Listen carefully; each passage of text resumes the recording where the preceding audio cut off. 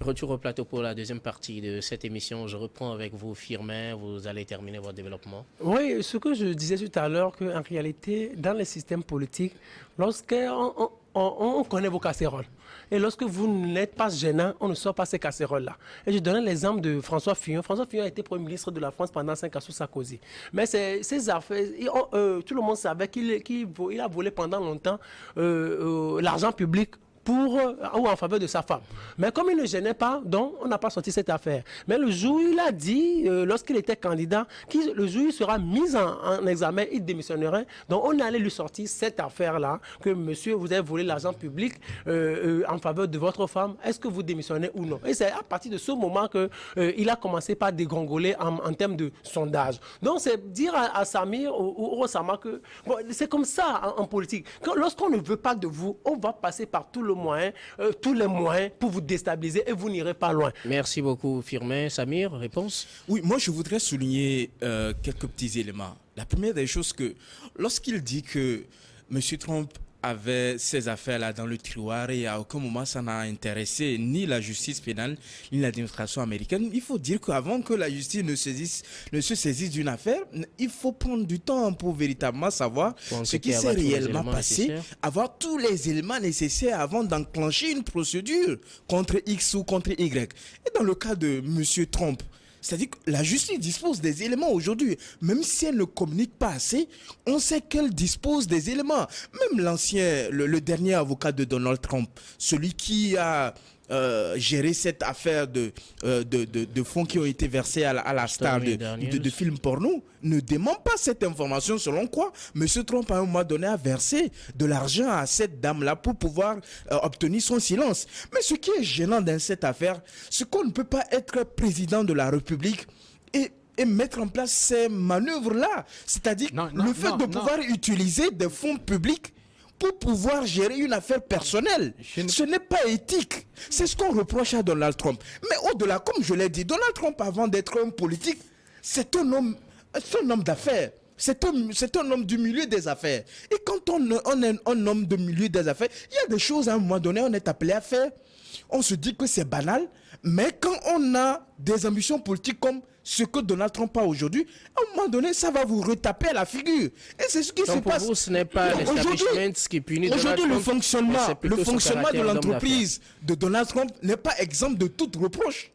Non, c'est-à-dire il y a des magouilles que le gars a fait à un moment donné du fonctionnement de son entreprise. Mais vous vous rappelez bien que l'entreprise de Donald Trump a été accusée comme cette entreprise-là qui n'a pas à un moment donné, sur une période donnée, payé des impôts au fisc américain.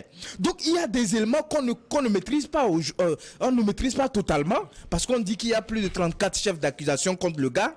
Mais ce qu'on met en exergue, ce sont ces fonds qui ont été versés à ces personnes. Quand cela n'en tienne, nous sommes à un an et quelques mois de la présidentielle. Mais Donald Trump, il a été candidat aux États-Unis. Il a gagné les élections une fois. Est-ce que quelqu'un l'a empêché d'exercer? On savait les propos qu'il tenait à l'époque. Vous avez suivi tout au long de la campagne les propos qu'il a tenus. On savait comment le gars s'exprimait, ses positions sur des sujets liés à la vie des États-Unis. Cela n'a pas changé aujourd'hui. Cela ne changera pas demain également. Ce n'est pas ça qui va faire en sorte qu'aujourd'hui, l'establishment, comme on le dit de façon guillemets, parce que jusqu'alors on n'a pas les preuves pour qu'on dise que non, on ne veut pas de cette personne-là à la tête des États-Unis. Okay. Moi, pour moi, le sujet demeure juridique et le sujet est judiciaire. Il n'y a pas de main noire derrière cette affaire. Merci pour votre contribution. S'il vous plaît, nous allons prendre la contribution de Dominique pour terminer. Je suis très d'accord. Mais cette fois, mais sincèrement, ce que nous devons comprendre, la réalité, c'est les affaires dont on accuse, dans lesquelles on accuse Donald Trump, il ne les a pas fait quand il était président des États-Unis. Ce sont des affaires avant qu'il ne soit président. Par exemple, l'affaire de viol du journaliste qu'on a aussi interféré dans la justice date de 1990. Vous voyez, c'est une affaire qui date de 1990 parce que Donald Trump aurait violé un journaliste qui se réclame qu'elle aurait été violée par Donald Trump en 1990. Maintenant, l'affaire de pornographie, ça date de 2006. Ouais. Mais l'argent a été versé même avant même la que Donald Trump ne soit président des États-Unis. Actuellement, c'est une manœuvre pour pouvoir... C'est vrai, ça n'entache pas son intimité à aller aux élections présidentielles, mais ça lui fait chuter. Ça lui fait chuter. Plutôt, ça a contribué à élever sa popularité au niveau des républicains dans les sondages. Je peux ajouter un mot. Tout ça, c'est comme on est en train de le dire, c'est que Samuel doit comprendre que les États-Unis, ce n'est pas n'importe qui vient à la tête des États-Unis. Et Donald Trump, quand il est arrivé, ce n'est pas n'importe qui. Quand il est arrivé, il s'est imposé et il n'a même pas respecté les principes de ce mafia qui amène des présidents à la tête des États-Unis. Aujourd'hui, il est victime de ça. Merci beaucoup. Juste un petit élément pour dire toujours à Samir que c'est comme ça le monde. Jérôme Cahuzac, vous le connaissez, ancien ministre du budget de François Hollande. Tout le monde savait qu'il détournait le fisc français avant qu'il ne soit nommé. On savait qu'il avait des comptes en Suisse. Et qu'il n'avait pas déclaré au fisc français. Tout parce que ce que je veux essayer de démontrer, c'est que c'est parce qu'on a décidé quelque part de déstabiliser François Hollande, parce qu'il était un pion fort pour François Hollande, sur lequel François Hollande pouvait compter pour relancer l'économie française. Mais on savait qu'on avait des informations sur lui. On avait même enregistré ses conversations avec son gestionnaire de compte suisse. Mais on les avait gardées. Mais quand François Hollande venait de prendre le pouvoir, on a commencé. Maintenant, on a dit, non, on a déjà toutes ces informations d'abord. Et puis, vous n'êtes pas la justice. Et puis on a dit qu'on l'a appelé, monsieur, on a telle affaire. Oui, on a telle affaire. On a telle affaire, il n'a pas nié, il a appelé François. François Hollande lui dit, est-ce que vraiment tu es impliqué? Et il dit non. Ok, le lendemain, on lui fait écouter publiquement. C'est l'enregistrement de sa conversation téléphonique avec son gestionnaire suisse. Et maintenant, il ne pouvait plus rien dire devant cet enregistrement-là. C'est pour dire. Et puis il a démissionné. Et il a fait la prison. Non, il devait faire la prison parce qu'il a été condamné, mais on l'avait relâché. C'est dire qu'en réalité, ce qui se passe aux États-Unis, ce n'est pas une quelconque démocratie. Moi, je ne crois pas. C'est parce que dans l'ombre, on a voulu empêcher Donald Trump de se repositionner en 2024. Et si on le veut, on va y tenir, on l'en empêchera. Merci beaucoup, Firmin. Nous allons au deuxième sujet, Burkina, Mali. Pourquoi les médias français n'ont-ils pas bonne presse? C'est notre interrogation. Je voudrais bien encore commencer par vous.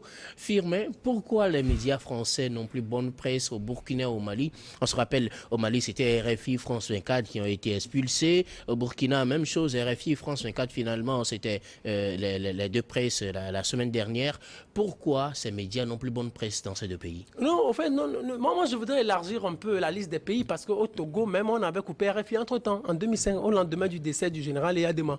Donc, c'est comme ça. Des fois, pourquoi on en vient à ça? C'est parce que quelquefois, on reproche à ces médias, surtout les dirigeants africains ou des dirigeants africains reprochent à ces médias leur manière de traiter certains sujets sensibles africains. Et nous sommes dans une situation actuellement où aujourd'hui au Mali et au Burkina Faso, on ne veut plus trop de la France. Et les exemples sont légion, on sait comment ça se passe. Mais est-ce qu'on peut s'en réjouir? Vous savez, bon, moi je reproche aussi deuxième élément que je voulais aussi faire observer, c'est quoi? Moi, j'ai toujours l'habitude de dire que les médias occidentaux sont des instruments que l'Occident utilise pour déstabiliser les régions africaines. Lorsque l'Occident veut vous nuire ou ne veut plus de vous, il utilise ces médias pour vous déstabiliser et puis vous allez partir. On va commencer par vous peindre en noir, c'est comme ça on a fait à Gbagbo, c'est comme ça on a fait à Kadhafi. Pendant plus d'une semaine, on peignait Gbagbo en noir, et puis il est parti. Donc c'est une manière de travailler la psychologie de votre peuple, de ceux-là qui vous font confiance. C'est la même chose qu'on a fait pendant le printemps arabe, c'est la même chose qu'on a fait à Kadhafi aussi. Donc c'est connu que les médias français sont des instruments de déstabilisation du pouvoir. Tout le monde le sait. Ça, au-delà de la qualité de leur travail, le Quai d'Orsay indubitablement les utilise pour déstabiliser. Donc les jeunes putschistes qui sont là, ils ont cette information, ils savent comment ça se passe aujourd'hui. Et aussi, ce que moi je vais reprocher, je reproche à France 24 ici, c'est que dans la ligne, ou sur la ligne éditoriale de France 24, on ne reçoit pas sur cette antenne un djihadiste où on ne lui donne pas parole. Maintenant, vous allez recevoir un patron des djihadistes, le chef AQMI, qui vient s'exprimer pendant une vingtaine de minutes sur votre chaîne.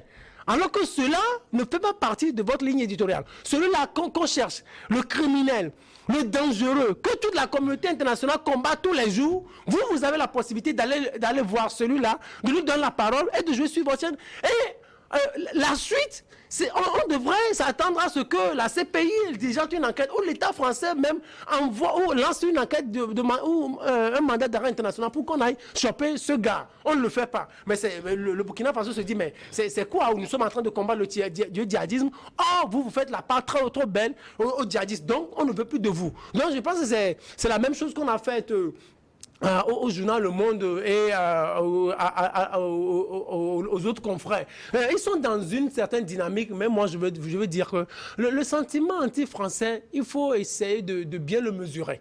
La France ne constitue pas le problème des Africains.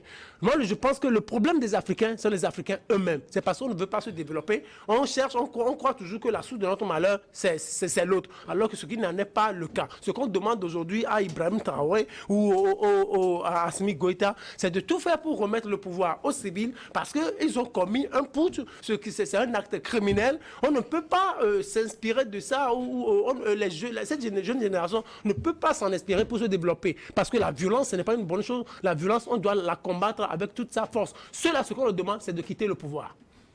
Merci beaucoup, Firmin. Samir Ourossama, comment en est-on arrivé là à ce que la presse française n'est plus bonne presse, si je peux me le permettre, au Mali, au Burkina? Moi, j'ai quelques inquiétudes par rapport aux propos tenus par Firmin. La première des choses, c'est que est-ce que c'est la première fois qu'on diffuse une interview, un reportage sur un groupe djihadiste, sur une personne très recherchée par exemple, par les États-Unis ou par la communauté internationale? Je ne pense pas que ce soit la première fois que cela se fait. C'est-à-dire qu'au-delà de ce qu'on peut dire, il faut quand même permettre aux gens, notamment les journalistes qui ont décidé d'exercer ce métier, de pouvoir l'exercer en toute liberté. Parce que ces gens-là, même s'ils viennent dans nos pays et qu'ils couvrent l'actualité, ce reportage par exemple qu'ils ont réalisé, est-ce qu'ils ont sauté dans le vide pour pouvoir le réaliser? Mais ils ont des contacts sur place au niveau de ces pays-là. Ce sont nos frères qui également contribuent à la réalisation ou à l'exercice de cette profession de journaliste. Donc, on peut accuser les médias français de pouvoir faire l'apologie du diable, l'apologie du mal, mais il ne faut pas qu'on essaie de restreindre cette liberté de presse. D'ailleurs, la publication ou le rapport qui a été publié par... Oui. Non, mais attendez, la publication qui a été publiée par Reporters sans frontières, il est inquiétant. C'est-à-dire que les observations qui ont été faites font cas d'un certain recul de la liberté de presse dans cette zone sahélienne, notamment au niveau du Burkina Faso, au niveau du Mali et plus de façon extensive au niveau du Tchad. Vous avez dans ces pays-là des putschistes ou des militaires qui ont pris le pouvoir et qui détestent toute contradiction, qu'elle soit extérieure ou intérieure. Nous ne sommes pas dans ces pays, nous ne sommes pas au Burkina Faso, nous ne sommes pas au Mali, mais allez-y voir, allez-y comprendre comment cela se fait. Est-ce que les journalistes exercent de façon indépendante et avec une certaine liberté leur métier de journaliste, ce qu'ils ont choisi d'exercer? Je ne pense que ce soit ça. La deuxième chose, ce que vous avez dans ces pays-là, des groupes de combat privés comme Wagner qui se sont installés et qui exacerbent des violences, qui exercent une certaine forme de violence sur la population. Et vous voulez que les gens se taisent parce qu'à un moment donné, un journaliste français ou un média français a publié un reportage donnant la parole dans un cadre précis à un djihadiste pour pouvoir s'exprimer sur certains cas? Mais je ne comprends pas certaines choses.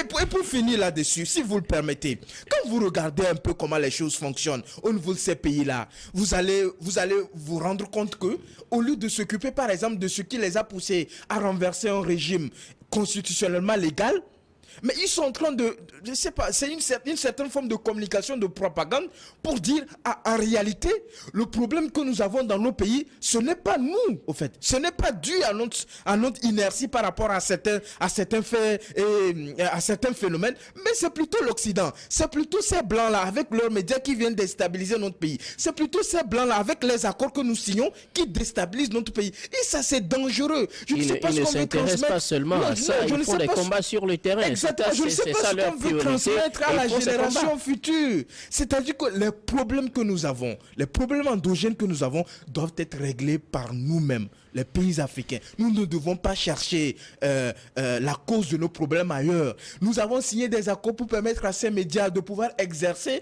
dans nos pays. À un moment donné, si nous ne sommes pas d'accord, ben nous résilions dans la légalité les accords qui nous lient avec ces organes. Comme quoi, un régime peut décider un beau matin, dire, mais tous les organes étrangers qui exercent sur notre territoire, au nom de l'accord que nous avons signé, sur tel constat, sur telle observation, et en tenant compte de toutes les dispositions qui nous lient, nous décidons de rompre cet accord-là qui vous permet d'exercer librement en termes de communication, en termes d'information. Malheureusement, tous les médias n'ont pas les mêmes orientations, ne traitent pas l'information de la même manière. Mais exemple, donnez-moi l'exemple d'un organe qui ne traite pas tous les médias n'ont pas interviewé, par exemple, le chef d'AQMI. Mais est-ce que tous les médias ne traitent pas l'information liée au djihadisme, au terrorisme dans Combien ce pays-là? ont repris, par exemple, l'information d'AQMI? Mais allez-y lire sur les sites internet. Moi, j'en ai lu énormément. J'ai lu des articles de presse qui ont repris l'interview qui a été diffusée par France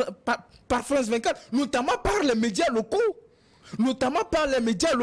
C'est-à-dire que ce qui se passe dans ces pays-là, c'est une sorte de censure de l'information au niveau de ces pays-là. C'est-à-dire qu'on veut que l'information soit donnée dans un sens unique. Ce n'est pas possible, ça. On a dépassé ce stade-là. Merci beaucoup, Dominique. Oui, merci. Moi, je trouve ça aussi sur deux angles.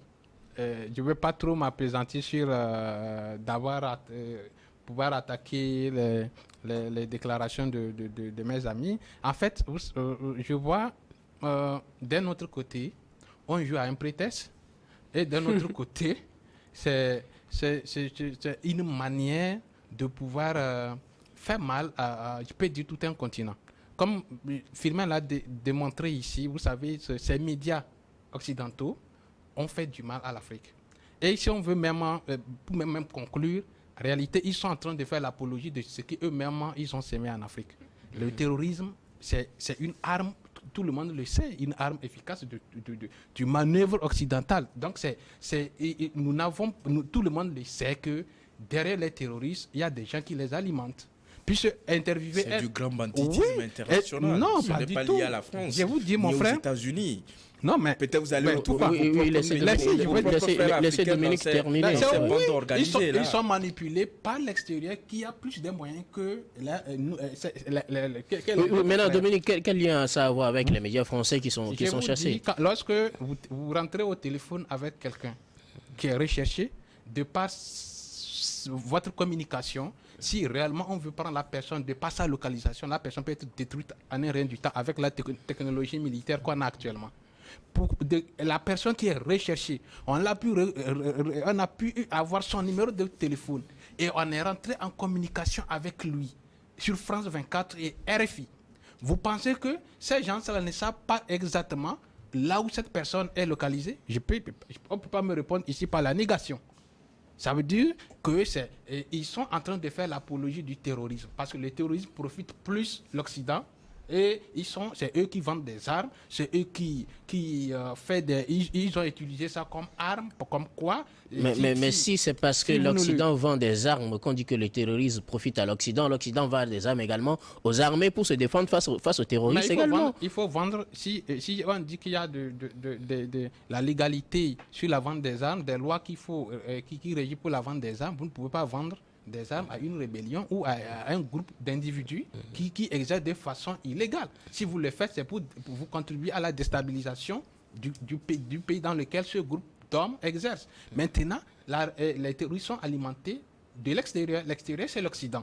Aujourd'hui, vous avez pu repérer un terroriste avec qui vous communiquez. Ça veut dire que cette personne est déjà réparée. On ne peut pas venir un jour dire que non, on est en train de lui chercher. C'est un chef de guerre. Et pendant ce moment, vos journalistes communiquent avec lui. Mais votre armée, quelque part, dit qu'on cherche un chef terroriste et qu'il est caché quelque part. On ne lui retrouve pas. On ne trouve pas. Et on arrive à communiquer avec quelqu'un. Là, c'est pour dire que c'est un prétexte. Eux aussi, les médias occidentaux sont déjà une arme pour détruire, déstabiliser l'Afrique, comme ils l'ont fait depuis longtemps quand un régime ne fait pas l'affaire de la France ou de l'Occident entier avec le fameux sommet France-Afrique d'OTAN. C'est comme ça qu'ils ont utilisé France 24, RFI, TV5 Monde pour nous piller, pour nous déstabiliser. Maintenant, d'un autre côté, un groupe de putschistes qui sont arrivés également. Et sachant, se trouvant ce sentiment dont anime tout le peuple africain, et ils s'appuient sur ça pour légitimer leur coup d'État. Mais c'est normal que Ibrahim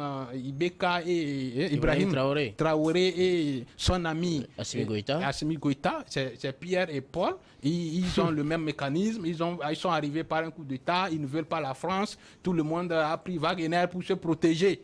Pour assurer leur propre sécurité, en laissant de l'autre côté les autres territoires. Actuellement, même s'ils font les efforts, le terrorisme continue pas sévir au Mali et au Burkina, et ils ont trouvé un prétexte pour légitimer leur coup d'État. Et voilà.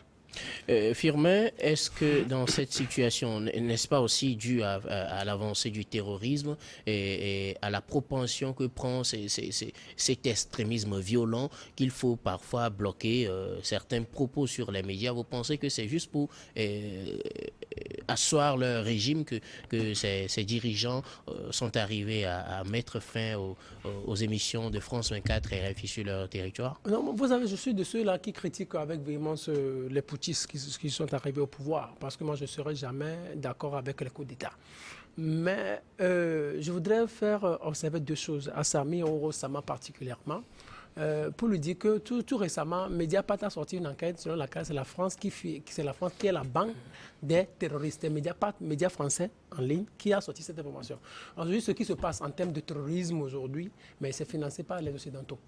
Tout le monde le sait. On dit souvent que c'est les Émirats arabes. Les États, alors. On dit les Émirats arabes. Financés par les États.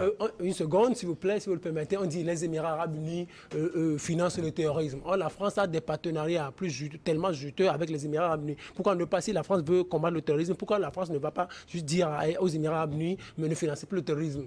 Parce qu'entre-temps, dans les années 90, on nous avait envoyé la démocratie pour nous déstabiliser, le continent. Aujourd'hui, la démocratie, on a vu déjà le rôle que cela a joué fondamentalement en termes de déstabilisation. Maintenant, on nous envoie le terrorisme et on utilise nos frères africains. Vous pensez que la démocratie aussi est un élément de déstabilisation? Oui, la démocratie c'est juste une parenthèse, nous revenons aussi. Oui, la démocratie est un élément de déstabilisation. La deuxième chose, c'est quoi? C'est lié à notre profession. La deuxième chose, c'est lié à notre profession.